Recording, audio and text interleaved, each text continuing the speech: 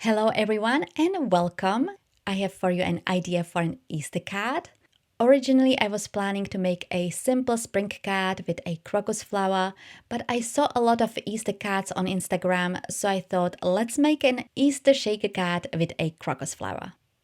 Here you can see all the products or almost all the products I will be using. I don't have a stamp with a crocus flower, so I had to draw it myself. But if you have a stamp that fits, you can use that. It doesn't have to be a crocus flower. The flower looks quite simple to draw, but I was struggling getting the shape. Here you can see my sketchbook with all my doodles, but eventually I got there. I only needed one flower. I picked this one on the left, which is my favorite. To get it onto my cardstock, I first used a thin piece of paper.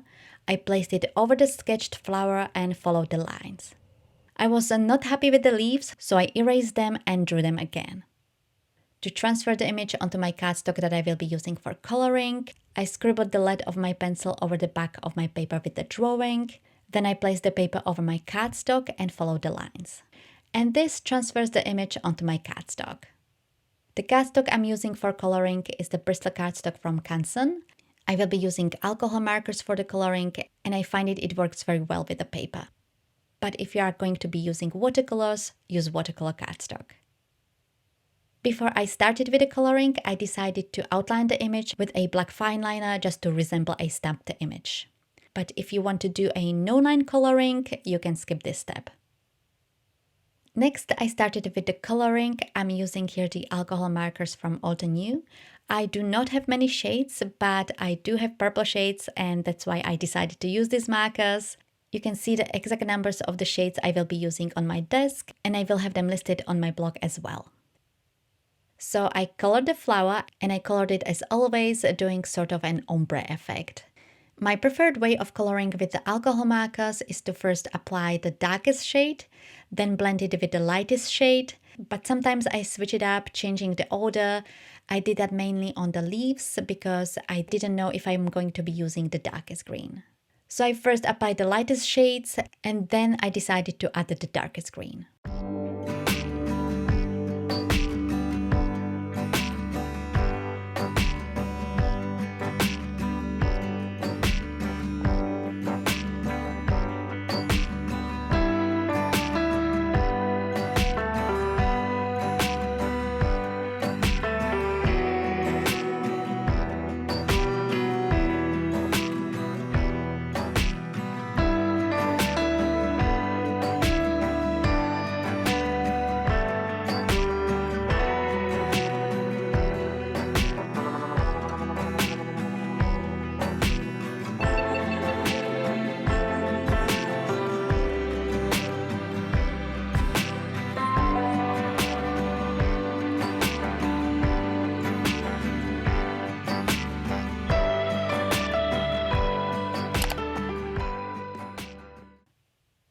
So I'm done with the coloring, and here I was debating if I should add some details to the flowers. Like those lines, not a line shading, that is a little bit too excessive for my taste, but some tiny details, few little lines here and there.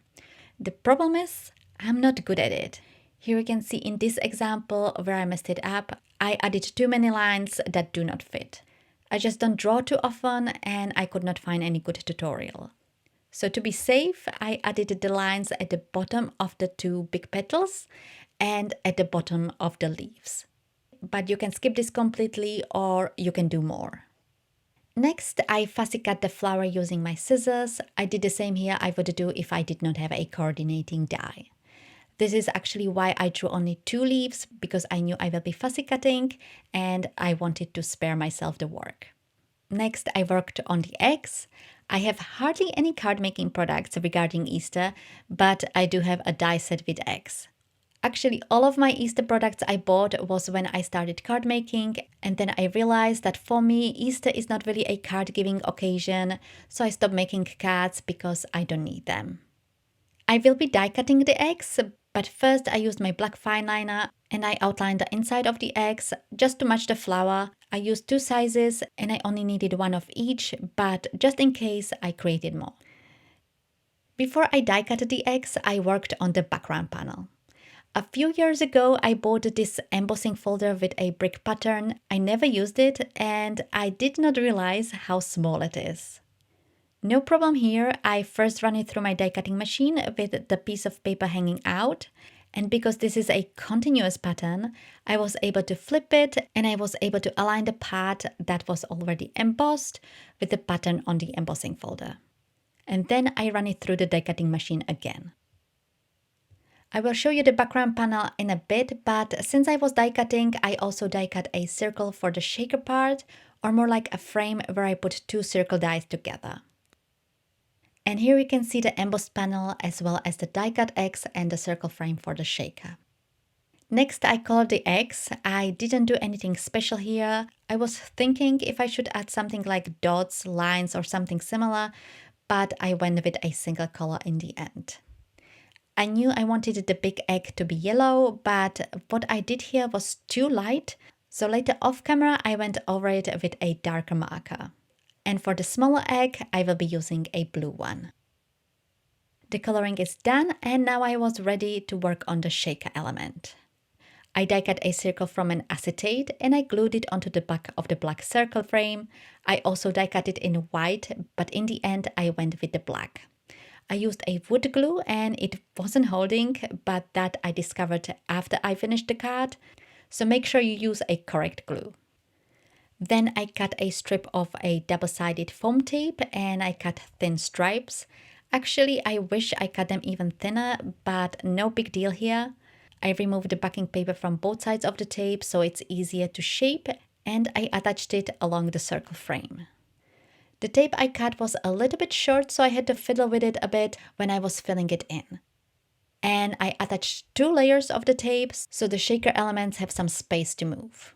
You could do the 2 layers at once, but because I do not do shaker cards too often, I don't like to waste this tape since it's expensive and hard to get, so I prefer to do this in 2 layers.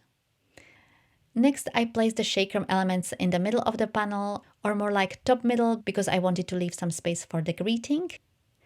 I have here a few sequins. I think they are from Lucy's Cards, and I also like to use beads for shaker cards, and those I bought in a craft store years ago. Once I was happy with the amount of the shaker elements, I placed the shaker window over it, making sure it's centered, and then I just pressed so it's attached.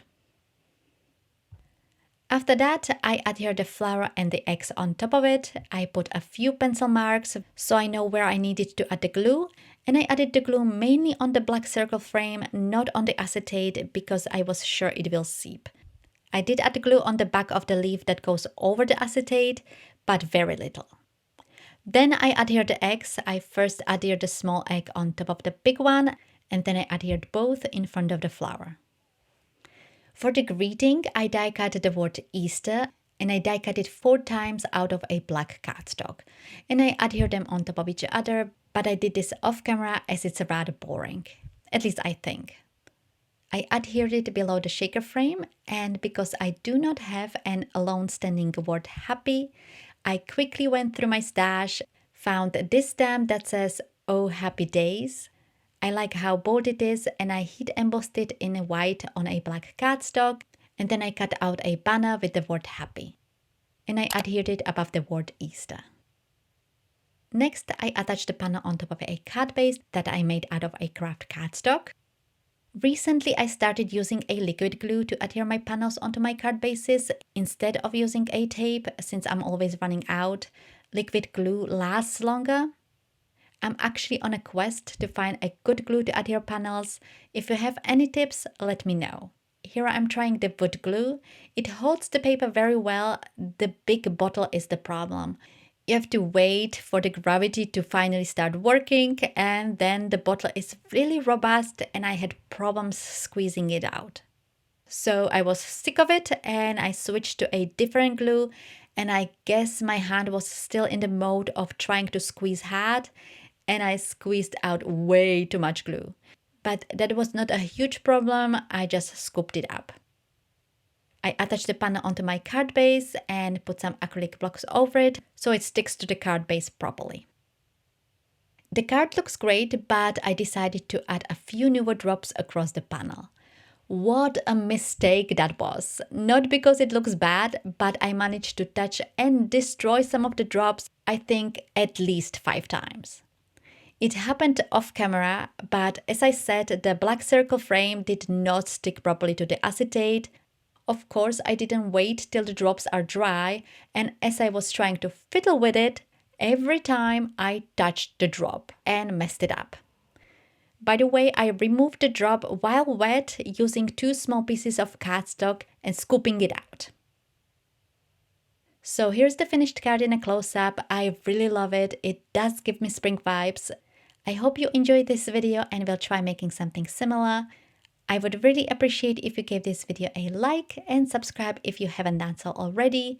And I will see you in my next video very soon.